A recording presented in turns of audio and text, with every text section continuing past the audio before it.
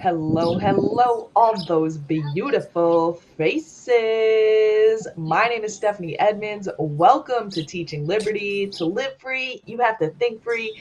And in this crazy world with a 24-hour news cycle and psychological operations giving us collective trauma, it can be even more difficult. So that's why I have with me here Raquel, and she is going to give us some tips, tricks, exercises to help relieve that trauma, heal ourselves, and unleash our full human potential. So, what's going on, Raquel? So many things. Life be life, and there's so many things happening all around the world and all around us that just constantly re-traumatizes us. Some of us who experience PTSD, it just seems to be more intense, um, and it's important for us to heal individually and collectively.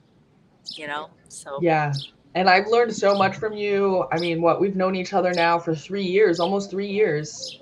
We were both teachers in New York City Department of Education, and we were deemed a threat to public health and no longer welcome in the building. And we just really connected and clicked, and we've been staying in contact ever since. And I know you work with children, you're an occupational therapist, but you also work with adults. And you have, I know, your vagus nerve class that I've taken. And just anytime we talk, you're always giving me little tips and tricks. And I wanted to share that with everybody out here. I know, since October 7th, it's been particularly intense. The news cycle, and I mean, even though 10/7 took place in Israel, it was broadcast to us here in the United States. And I really feel like it was a mass traumatizing, like a collective traumatizing event to the level of 9/11. I mean, they themselves were comparing it. They're like, this is Israel's 9/11. And they were just playing the images over and over and the videos over and over and over again. And, every couple of weeks they're bringing back up the mass rape atrocities and just reminding us of all these things so that they can justify their ongoing war in Gaza. And I don't want to make this conversation about that thing, but I just feel like that event is really being used to keep us in a state that is like you're constantly in fear, you're constantly in this anxious state, even if you're not, you haven't been diagnosed with PTSD, or you don't feel like you've undergone some heavy trauma. I feel like it's hitting us all, you know, deep. And so I wanted you to just share a little bit about your perspective and what are some things that we can do on a daily basis or a weekly basis in order to relieve some of this stress. I mean, turning off the TV, I suppose, getting off social media. Yeah, yeah. So for me, I have been kind of traumatized before October 7th by what's happening over there. Um, I have friends who were Palestinian. I was actually, the week of the lockdowns in 2020, I was supposed to be meeting with Israeli and Palestinian activists. I had met someone who was a lieutenant in the Israeli forces who had a conflict of consciousness. He's like, here I am, a social worker, and I'm helping Palestinians come into a clinic when they come into a clinic, but then I'm also demolishing their homes. He's like, how can I do that? So he and another activist started Combatants for Peace, and I happened to go to one of their events, and I spoke with a lot of American Jews who expressed to me how they were lied to growing up, and how they're like atoning everything that they believed, and some of them had questioned it their whole life. And their parents would be like, no, no, no, no, no, and they were like, yeah, no, something doesn't feel right. What? Something really doesn't feel right about this. I mean, even from young. And then they became volunteers with Combatants for Peace. And so that lieutenant, I had witnessed him basically being berated after that seminar. Like he was saying, we have to bring peace, and he was speaking in Hebrew, in modern Hebrew, and the couple that was speaking with him was just like, um, and I was like, dude, you all right? He's like, It's not easy. It's really not easy. Like, he's constantly being re-traumatized. Um, and then I went to an event with Breaking the Silence, and how the audience was berating the former those who served in Israeli forces, and I was like, oh my god, like it's this is really intense. So um, I was I was planning on going to the West Bank and doing some work to help children who suffer trauma through play. I have volunteered in refugee camps, and play was so important. Like the kids forgot to play, literally forgot to play. Or when they played, it was just too rough, right? They just were unleashing these intense emotions via play and actually hurting each other. So, hence play for promise, right? Like let's use play to heal. Let's use play to learn and connect. And if Um, anybody doesn't know out there, Play for Promise is her Instagram. So I'll get that down in the description after this video, but you can follow Raquel at Play for Promise on Instagram. And so that's what mhm. you were referring to right there. But yeah, keep going. Yes, yeah, Tell us about how yeah. play can help us release our trauma and heal. So I'll give you a very specific example, or two specific examples. This was when I was in Jordan. I was in Al Azraq refugee camp, and I had taken popsicle sticks and clothespins to make planes. I wanted the kids to make planes and to paint them. They were so excited to have all these colors. They had watercolors, they had all these crayons, they had all this, and they were just like, wow, like it had been so long. Um, and it was beautiful to see them just enjoy um, peace, like just being, peaceful and playing with each other, but, very, in a very mellow way. So I remember this one child, he, he showed me the plane, and he was going like this, and he goes, whew, whew, whew, and he was like, pew, pew, pew, pew. He took the crayons and was pretending like they were bombs dropping from these planes we just made. And then I had a translator there, and I said, you know what, we got to talk about how planes are used for travel, how planes are used for like other things than war.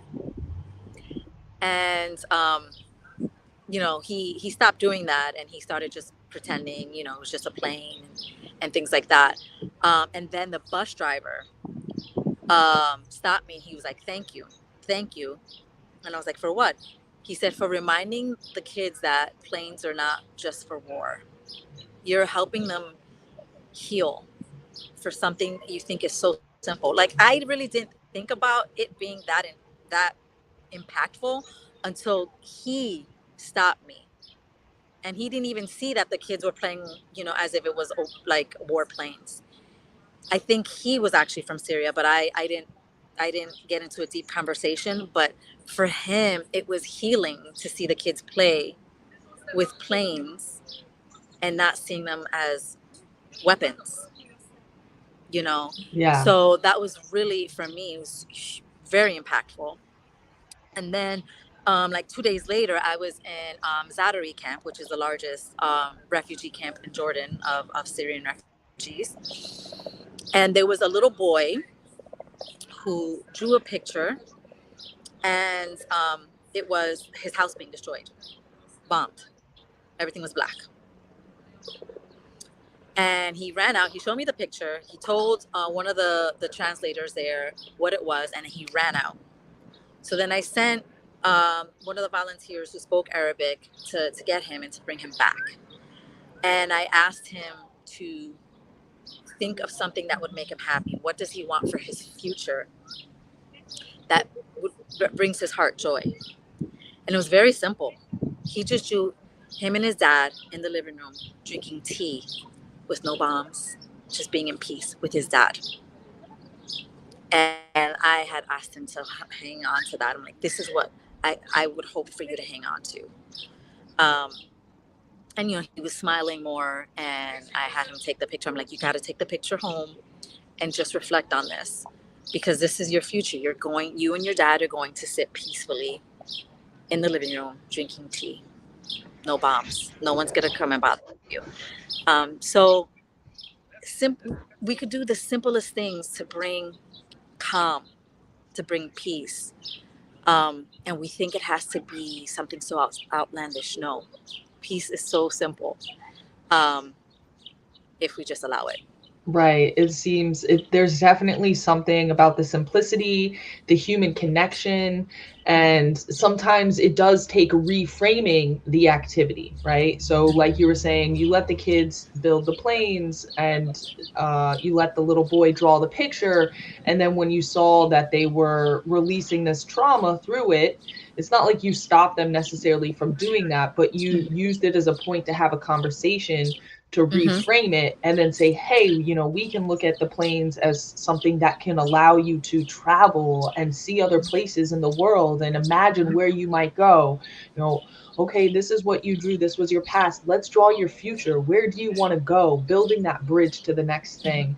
I know for myself, definitely throughout the pandemic, I keep saying pandemic, but the government enforced lockdowns is really what I Yeah. should say, and school closures, and even to this day, my son, he plays with his action figures, and he's very into drawing. He's definitely a little artist, and I know for me, sometimes I just getting down there and playing with him and going into his little world, I'm just like, it just lets me forget everything else that's going on and just have these moments of joy. And then also it's bonding time for us and connecting. And so I think even adults can, you talked about it specifically for kids, but even adults, take time to have a hobby. Take Mm-hmm. time to do some coloring, some drawing, some water painting. I like water painting because I feel like no matter what you do, it always looks good. Like, Yeah. um, so that's definitely a really great tip and really good advice. And Yeah. yeah, also I did forget to mention in the beginning all the amazing work that you've done, not just in New York City, but around the world. You've been to different refugee camps in Jordan. Have you also done some stuff in Puerto Rico, I think? Yeah, I did a workshop in Puerto Rico. I was in Greece working in a refugee camp, or volunteering in a refugee camp there. I volunteered in transitional homes, what most people know as homeless shelters here in New York City. I During grad school, I assisted in a research study in impoverished areas, marginalized areas. So it's definitely a passion of mine. And I'm seeing that they're sending a lot of children from Palestine to Qatar for medical treatment. A lot of them are orphaned. And I'm sorry, there's a picnic A little far bit, yeah, a away, little bit of and wind. yeah, no, there's a picnic far away, and they got a little louder. Oh, we're hearing the And wind a little bit. oh, okay. And I saw that this week, and I was like, I want to go to Qatar. I want to go to Qatar. Uh, I don't know if it's going to happen, but it's definitely possible.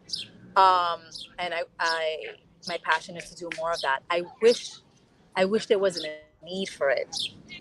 But if I can be a catalyst in any way, even if it's nothing more than a whisper, um, I'm happy to do that, and to go to places where children, and when I say children, I mean also the parents. Like, um, I'll see someone who's 100 years. I worked with a woman who was 107 years old, and she was so playful.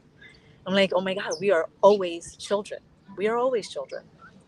Um, so I'm I wish it wasn't needed. Um, and I'm grateful that I'm doing that and will continue to do that for as long as I possibly can, because it's important for all of us to see that someone is there willing to show that love that they don't think they're worthy of. You Yeah, know, definitely. And so even if you're not in a war torn place that's been devastated, a refugee camp, in one of these marginalized communities, I feel like we all have our own struggles in our life. And, like sometimes I don't like when somebody's like, well, at least you're not in this place, or at least you're not in that place. And yeah, that's true, but I don't think it doesn't take away or doesn't make any less the struggles that you are going through in your own life. We all have our own struggles. We all have our own things that we're trying to do and accomplish. And I know we can all feel lesser than or not worthy of the things that we want. So what are some other, exercises that we can do in order to heal and in order to unleash our full value and really see like this is the future that we deserve, whatever it is that one may want? well, I'm doing one of them right now.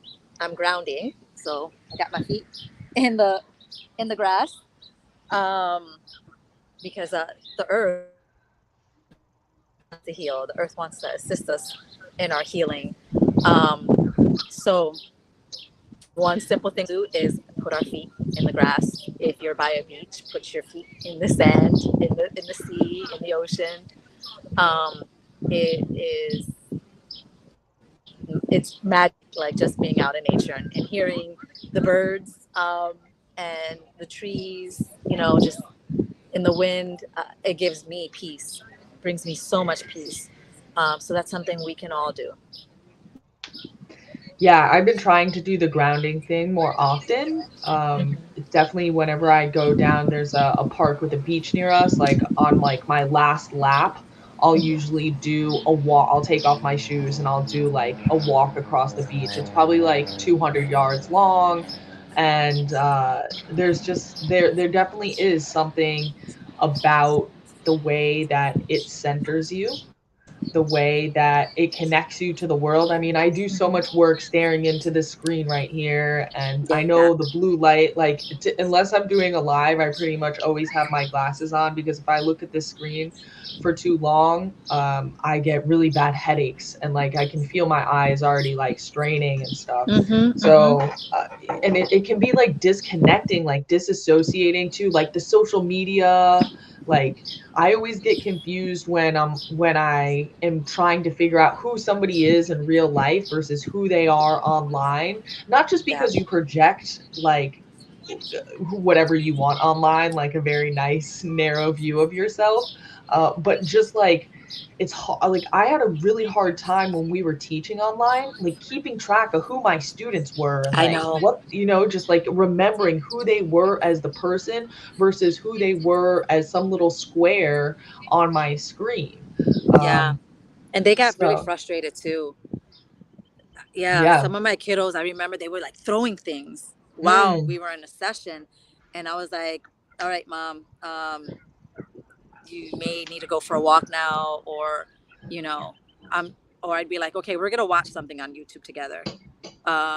And we're going to laugh together. Connection, not only with each other, but the earth, are so important.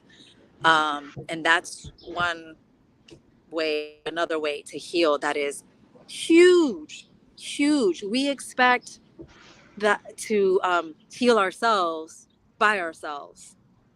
And we forget that we have evolved as a community for thousands upon thousands upon thousands of years. We have, it's rare to be a lonesome person and be able to survive and thrive. It happens, but it's rare. It is through community and cooperation. And we forget that. You know, I I remember hearing, and I still hear it, in the schools, worry about yourself. Worry about yourself. Don't worry about your friend. And I'm like, that's a terrible thing to say, because then we're telling you to stay isolated, to figure things out yourself, when we're supposed to be figuring most of the things out together, you know? So when I was with the students, and I'm still with students, I work part-time at a school in, upstate New York. I don't tell them worry about themselves. I thank them. If they really need to kind of separate from their friends, I thank them for being caring and concerning. And if we need to do something individually, it's like, okay, let's write down what you can do later on. But right now we need to do this. Um, and if we're able to do things as a group, then I say, okay, do you want to do something as a group? To make your friend feel better. And they're so happy to do that. It's like they kind of shut down when they're told worry about yourself, right? We're teaching apathy. That's not a way to thrive. Right. And I mean, I can see both sides of it, right? Like sometimes you get too caught up in like comparing yourself to others, or so like you put others so far ahead of yourself that you don't take care of yourself. So I can see both sides of it, but I certainly see the point that you're making is that sometimes it's done to the extent of like we're all here in this classroom having this shared experience together, and yet we're not allowed to use that connection and that cooperation in the most powerful way that we can. It's right, still just like sit down, shut up and do your work. right. I mean, it's just if they use words differently, right? Like I don't say worry about yourself. It's I'll just thank them. Thank you for being concerned about your friend. Now we have to move on for now. Like we Hmm. have to do this. You I know. like that. That is a smart turn of phrase right there. Instead of saying worry about yourself, thank you for being concerned about your friend, and then reframing into Mm-hmm. whatever that thing is that you're trying to get done for that student. Right. Right. So reframing things is really important, but we kind of get stuck in this rut. Like another thing that I hear a lot of adults say to children, because I said so, because I said so. And I'm guilty of that for yeah, sure. I loathed hearing that growing up, because I'm just like, but there's got to be a reason why. Like, why is this for my benefit that you're telling me not to do this, or that I have to be done a certain way? Um, And when I would hear other therapists saying it, when the kids would leave, I'd be like, "Can you never say that again? Because you're literally traumatizing me, re-traumatizing me when you say that." Like, if you want the kids to do something a certain way, explain to them, because they're learning. They need to understand why it benefits them, Mm, right? So then when they speak to someone else, they're not going to be dogmatic. They're going to be like, "Well, for me, this is the best way to do this because of pa pa pa pa pa pa pa." right. And then the other person can contribute and say, "No, I disagree because of pa pa pa pa pa," or "Oh, I agree with that because of pa pa pa pa pa pa." And then you have that cooperation, you have that community building. Yeah. And I think that So, even though we're talking about these things in the context of children, these are all very applicable for us as adults, right? mm-hmm. The reframing,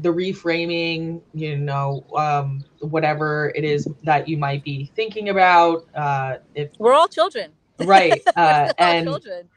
also the explaining, because we get so caught up in just we have like the automatic responses, we have the archetypes in our head, we've done it so many times that sometimes you just get caught up in, I know, like when you're driving your car and you're going somewhere different, but all of a sudden you're like, oh wait, I'm going on the road to the grocery store, but actually I'm trying to go to some other place, and your brain was just in some automatic pattern that you Mm-hmm, developed mm-hmm. over years. So being able to again connect, reground ourselves, reframe, and explain to yourself, having that conversation sometimes with yourself or with your child or with your partner or with your friend or with your colleague, versus just making assumptions and getting caught up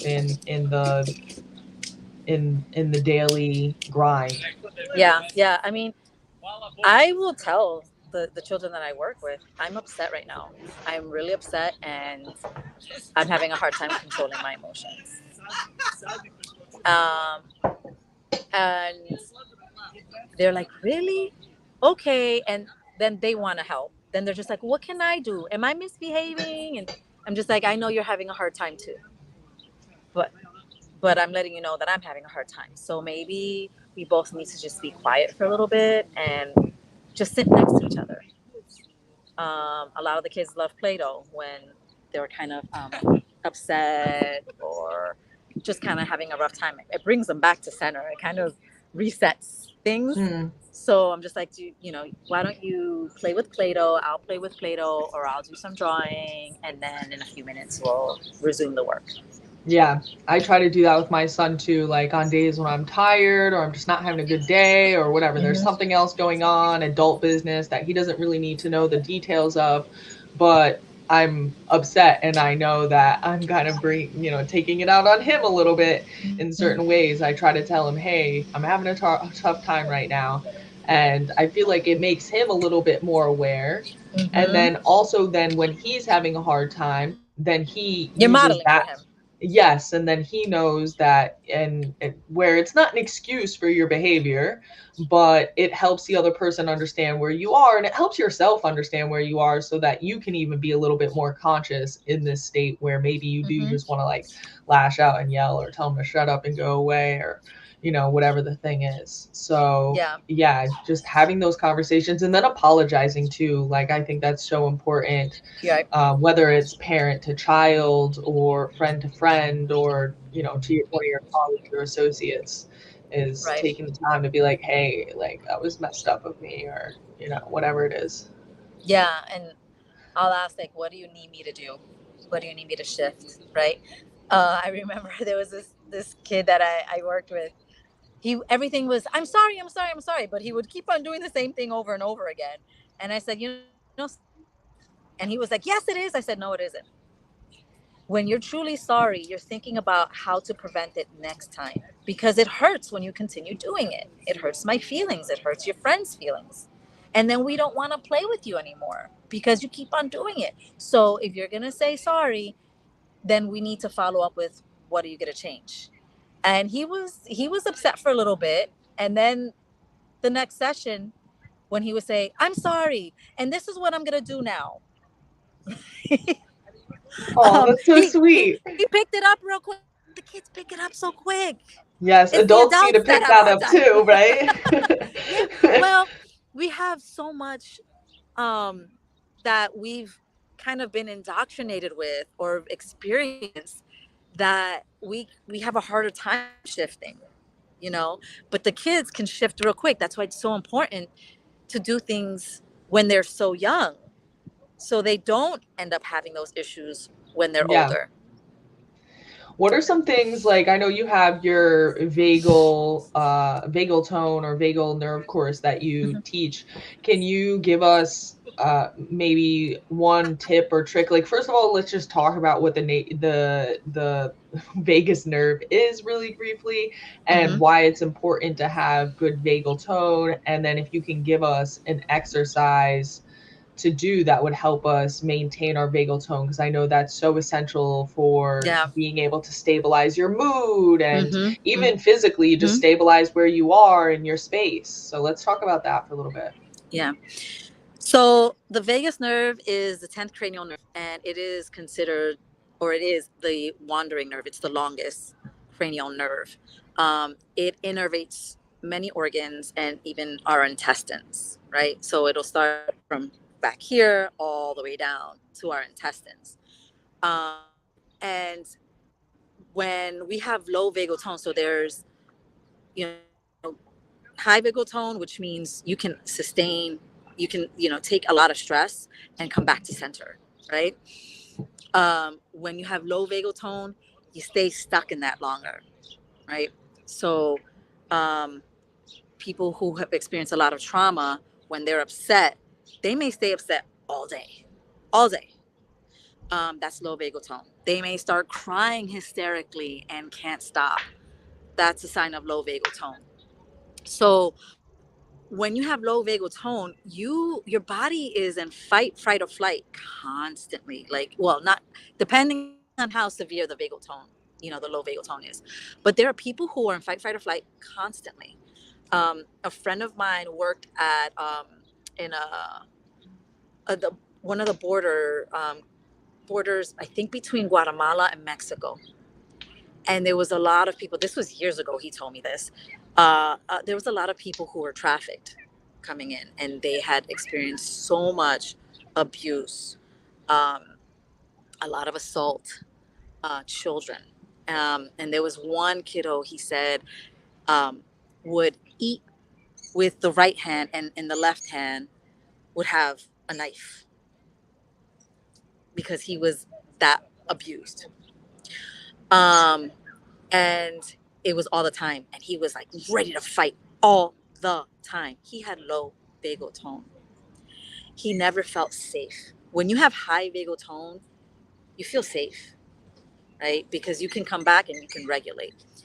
He never felt safe, and it took months and months and months for him to let go of the knife and just eat regularly. He would still act out, but not as aggressively and not as intensely, and um, he would calm faster. But it took a long time, and my friend was very careful not to re-trigger him because he knew it would come right back. So when I work with my students, and I see how fast they go from being calm to crying hysterically, I know they have low vagal tone. And I let the teachers know, we got to take it a little easier on this kid. We can't go to reprimanding them right away. They can't handle it. They have low vagal tone. So it's important for us to recognize that for others and ourselves, right? I know I don't have the greatest vagal tone. I'm always working on it. I've been through a significant amount of trauma myself growing up, and I'm aware of that. So I'll take a step back. Um, and it's harder around family because they trigger us a lot. But it's something where I'm just like, I love you, but I gotta go. I gotta go. Um, so there's three. If we follow the polyvagal theory by Dr. Stephen Borges, he talks about ventral vagal, sympathetic vagal, and dorsal vagal. Right. So when you're in ventral vagal, you're good. You feel safe, and that's usually people who have high vagal tone. They can stay in ventral vagal and come back to ventral vagal very easily. Then you have sympathetic. Sympathetic is when you're right in the middle. Like, you get upset easily, or you just get upset. Like traffic. When you're in traffic, you're just like, ah, and you kind of feel frazzled. That's sympathetic, right? When you're yelling at your son because you're really upset, that's sympathetic. Right? You can go back to ventral. Uh, when you're in dorsal, you shut down. You shut down. Like, so when you see kids just kind of like out of it and they're laying down, they are shut down. Like, it, they're experiencing life so intensely that it's hard to get them back. So that's why it's really important when we're in that sympathetic state to calm, so we don't get to the dorsal state, because then it takes us a while, and during that time, it's it's it's kind of like the re-traumatization, right? Your body shutting down to prevent more harm, but that in and of itself can be harmful because you kind of stay stuck in that. Yeah. So it's really, really important to recognize those stages, recognize uh, our vagal tone, and work on that. Yeah, so what are some exercises? Let's do like an exercise that we can do just when we feel fine. Maybe we're probably in the not sympathetic. What's the one where you're all good? Ventral. Dorsal, ventral. So Ventral. we're in ventral, vagal tone. We're feeling good, but we want to work on our vagal tone. So if we fall into the other categories, we can bounce back a little bit more easily. Let's start with an exercise that we can do in that, and then let's do something that, like, if you do get into one of these states, what's something that you can do to help bring yourself back into ventral? Well, I one thing I'd like to start out with is knowing if we have low ventral vagal tone. So one thing we can all do is, the thing that hangs in the back of the nose, it's called the uvula, Oh right? yeah. Yeah. So if we look in the mirror, or if we have someone there with us that can hold a phone, like a flashlight, and we hold our phone, and we just go and watch the uvula. If we take a video, it's probably better, and see which, if it stays in the middle or if it swings to one side. So Okay. if it stays in the middle, you have good vagal tone, right? So that means when you get upset, you can calm down pretty easily. If it swings to one side, you have lower vagal tone. Some, it's really intense, where it's just like it stays one side completely. Like there's no like kind of wavering, and that person really needs a lot of support. Now, that could also be because there's some physiological trauma that may have happened. Maybe they had an accident or something.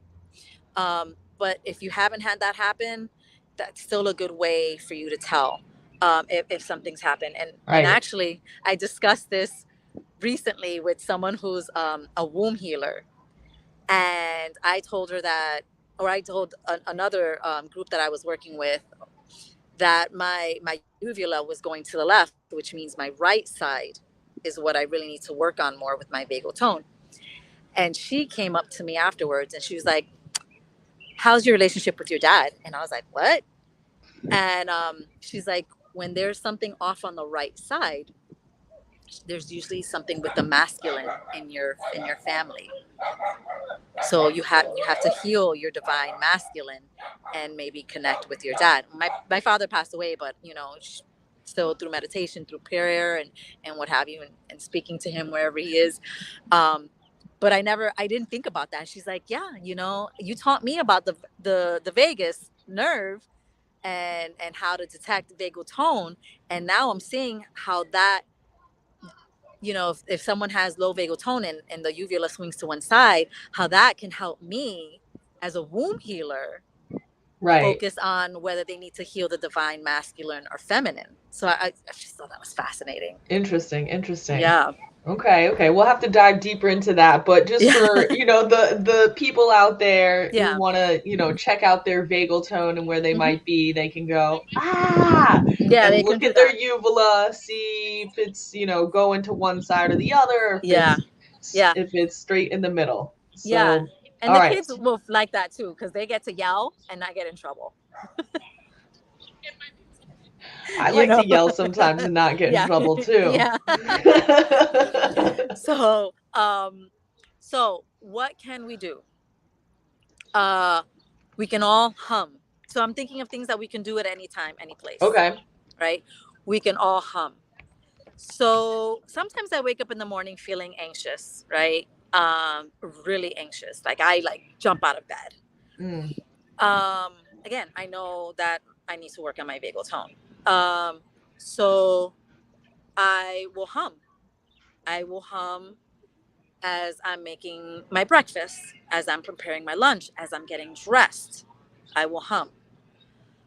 Gargling is another one. Mm. Uh, it's, yeah, a lot of people don't think about it, right?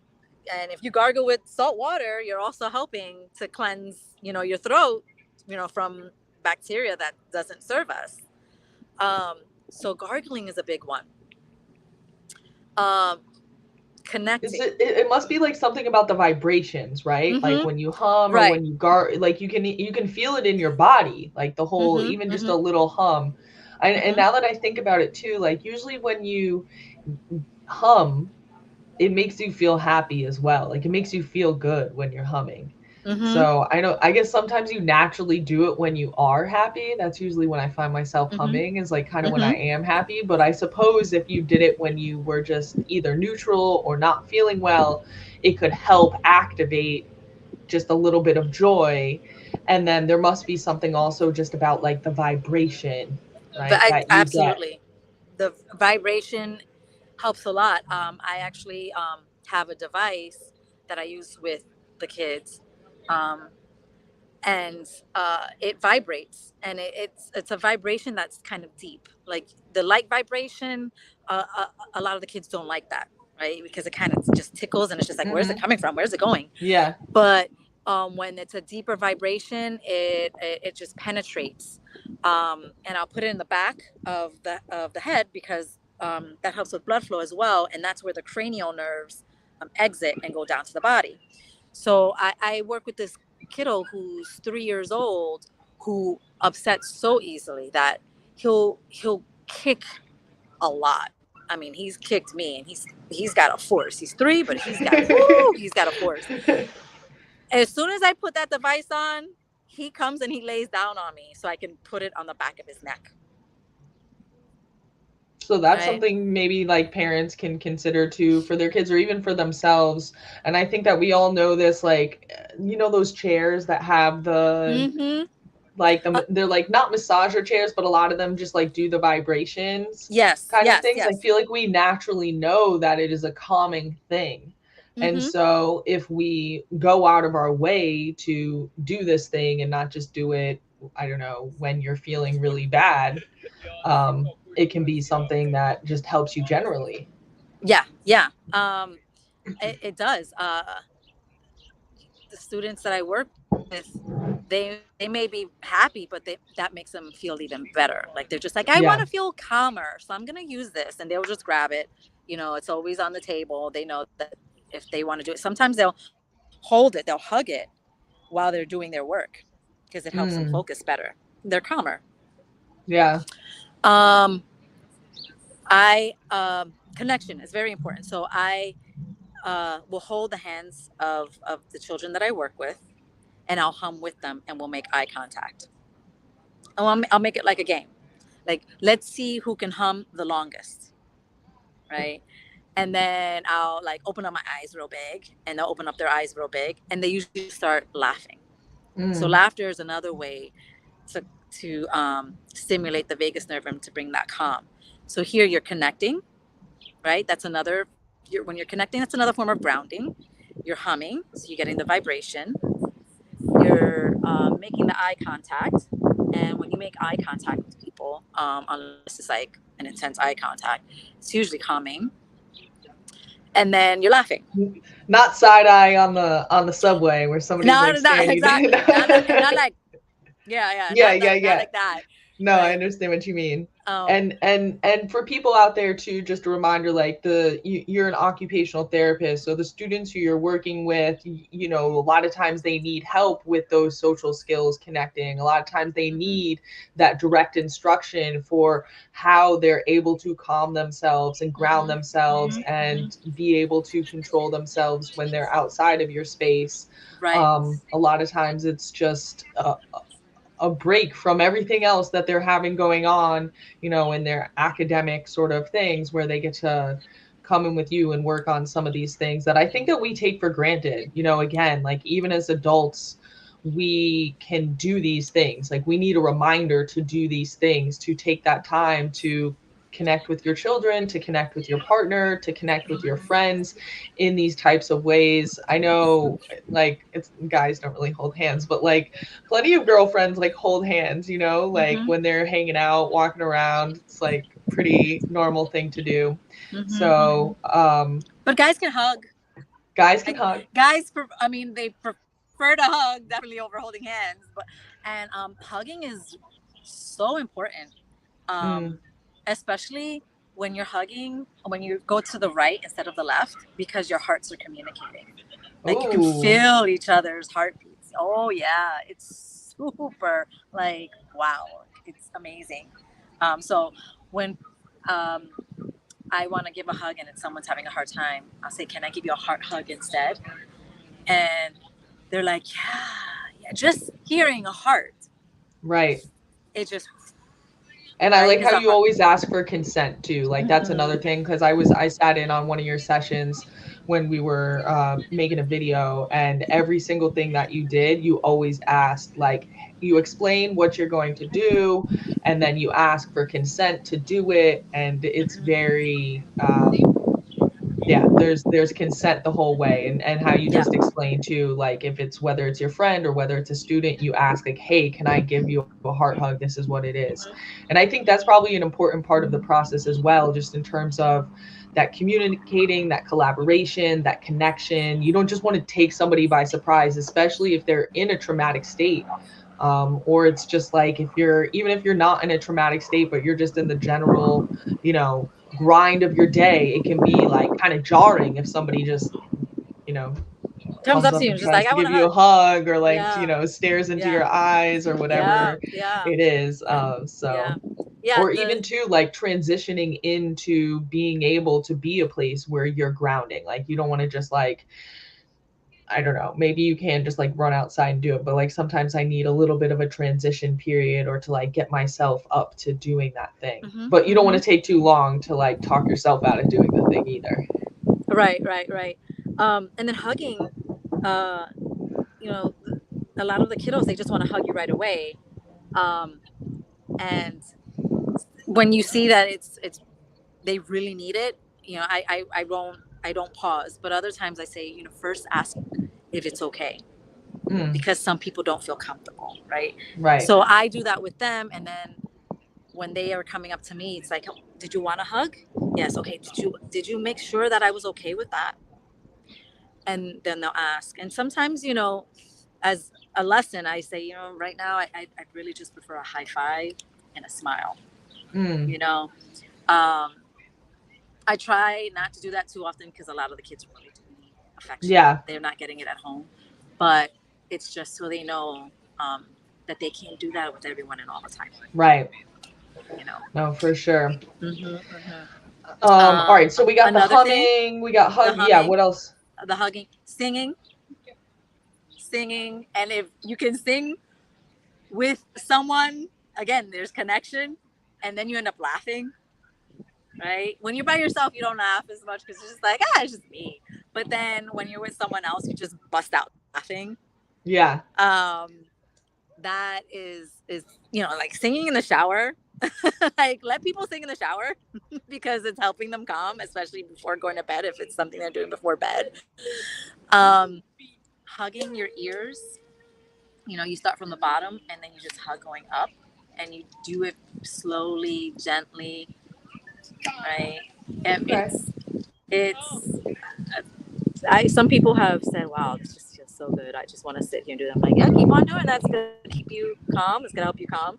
And I tugging, like yeah, that one because you can do it anywhere, anytime, anywhere. and not be like super noticeable. Like you can't really go around humming everywhere or singing Mm-hmm. everywhere, giving hugs to everyone, but like Mm-hmm. you could be in a meeting, right?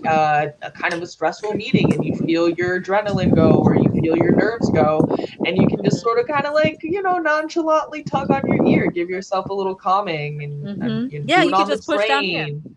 Just push. Yeah. Just press. A gentle massage. I say hug your ears instead of pinch your ears, because again, Okay. hugging it also elicits like, I'm getting love, Love, right, right? versus pinching has a more negative connotation, Right, yeah. right, right. So I'm like, let's hug our ears. Let's hug our ears. Um, yeah. So the kids are just like, yeah, I'm hugging my ears. Yeah. So you could just do that. I love that one, I love that one a Mm-hmm, lot. mm-hmm. Okay. And definitely breath work. When we are breathing shallow, we stay in that sympathetic or dorsal state, right? So we want to come back to the breathing. So breathing in, for as long as you can. I think Dr. Andrew Huberman, if I'm remembering Mhm. his name correctly, I think that sounds he right. says, yeah. So if you breathe for as long as you can in, and then you a little more, just that extra, helps to like really engage the diaphragm and helps to calm. And then you hold it and breathe out slowly through your mouth. So I've had to do that in some pretty intense situations. Yeah. And that's a good And one it's too, helped. because it's pretty versatile where you can do it and not be like super noticeable. Mm-hmm. You know, like, I mean, maybe not if you're in a meeting, but like if you're on the Yeah. train or you're walking around or you're, you know, with a friend in a more like social situation, like you can do a little bit of breathing anywhere. So Mm-hmm. breathe in as far as you can, then take that one extra little breath, and then you're saying release it super slowly. I definitely find myself sometimes like, just like all of a sudden I'll take like a super deep breath, you know, and sometimes people are like, "Oh, is everything okay?" And I'll be like, "Yeah, I don't know. I just like need to get some more air in my lungs or something real Yeah, quick." And yeah. you can feel that relief with that super deep breath, even if it's not a stressful situation going on. Like we can all just remember to breathe Mm-hmm, sometimes. mm-hmm, mm-hmm, mm-hmm. So, It's engaging the diaphragm, and which is really really important to engage the diaphragm. okay. So yeah, that and if you see someone who's really upset, they're breathing from up here. So when I'm working with someone who's upset, and especially children, um, and they're getting reprimanded, I'm like, they can't handle it right now. Look at their chest. They're breathing from their chest. Shallow breathing. Let's wait before we try to correct them. Let's connect before we correct. Mm, Right? So when I'm seeing a kid breathe from here, I'm like, oh, here's Play-Doh. Here's this. Do you want to play with the balloon? Do you want to do this? Because we gotta get you back in that calmer state before right. we So move you can on. even hear, like you said, we have to connect before we correct. It doesn't mean that we Mm-hmm. don't do the correction. It doesn't mean that you just let the kid get away with the thing, but you have to be in a place, and probably you for yourself too. I know sometimes even as the person who's supposed to be, you know, doing the disciplining or doing the being in the leadership role, the authoritative role, we cannot even be in the place sometimes to like properly give the connection, and it just comes off as like purely punitive, and then it doesn't actually lead to anything positive for either of you. You end up feeling Mm-hmm. like crap, that kid ends up feeling like crap and has not really an idea about why or what they did wrong or how to correct themselves. Right. So yeah, and again, any of the stuff that we say in the context of children can certainly be applied to your relationship as an adult with other adults. Mm-hmm. And Mm-hmm. Yeah, so I think that these are all great tips. And the thing that I love about most of them is that they can basically be applied by anybody, anywhere, at any time. Certain Mm-hmm. ones, you know, like the vibrating thing or some of the hugging, it's a, you know, you either need consent or you need maybe like a tool to help you do it. But you know, hugging your ears and reframing the question and the connection and the collaboration, these are just all things that we can just bring more to the top of our mind. And Mm-hmm. like you said, you know, there certainly are people who have like clinically diagnosed forms of trauma, whether it's PTSD or something else, that they've been in an intense situation at a refugee camp in a war torn area, or they were a victim of sexual violence.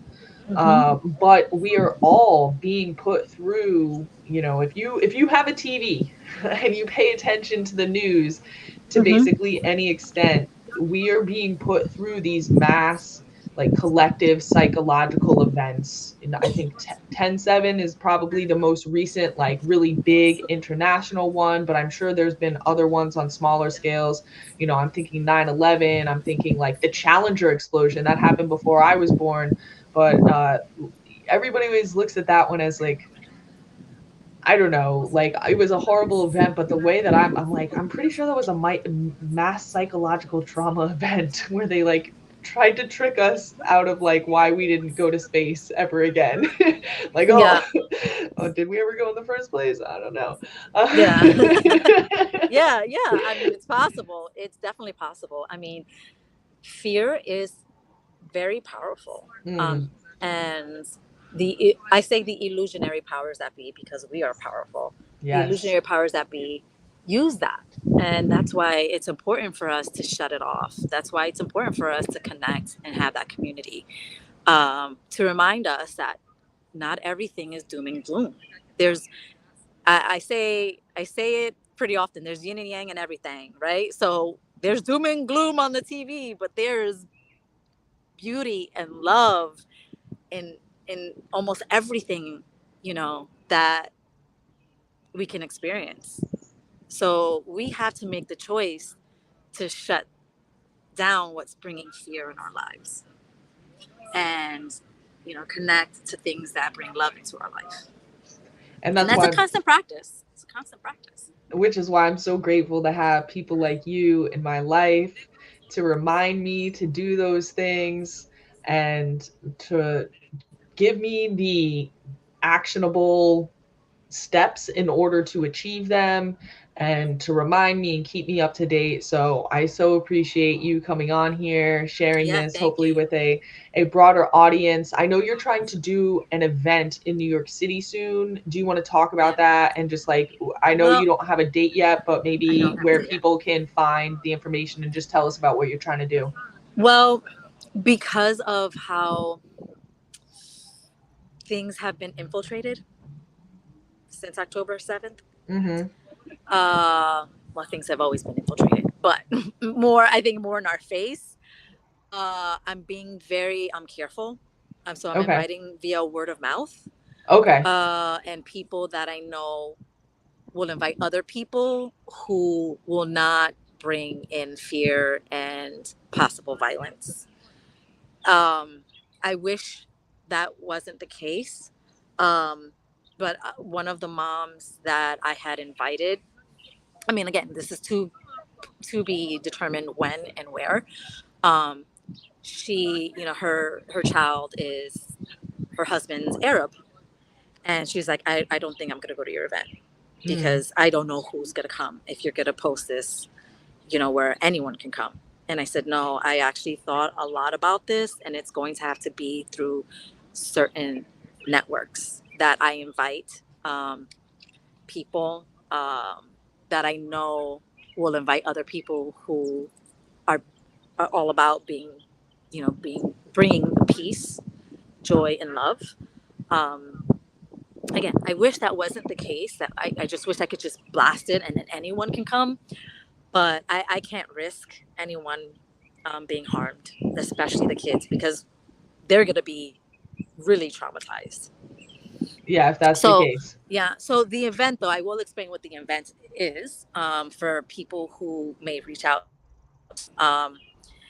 The event would be for, children and their parents to come and either draw or paint the world that they are co-creating, the world that they, um, find loving, compassionate, and kind.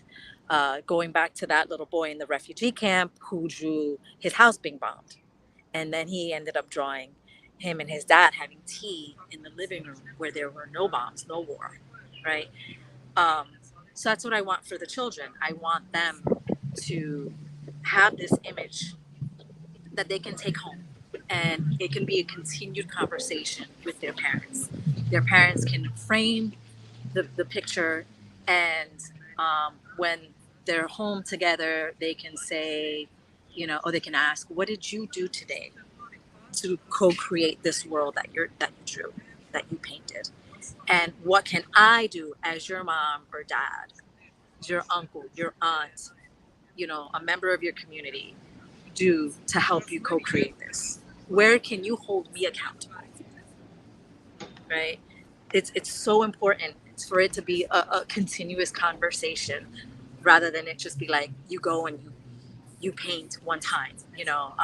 A family that I worked with at the school I was fired from. Um, I had, for a Mother's Day gift, I had, him draw something for his mom, um, and he made a beautiful image. It was beautiful. It was so bright, all these colors. And his mother loved it and she framed it. So he would come home after school and he would just stare at his work of art.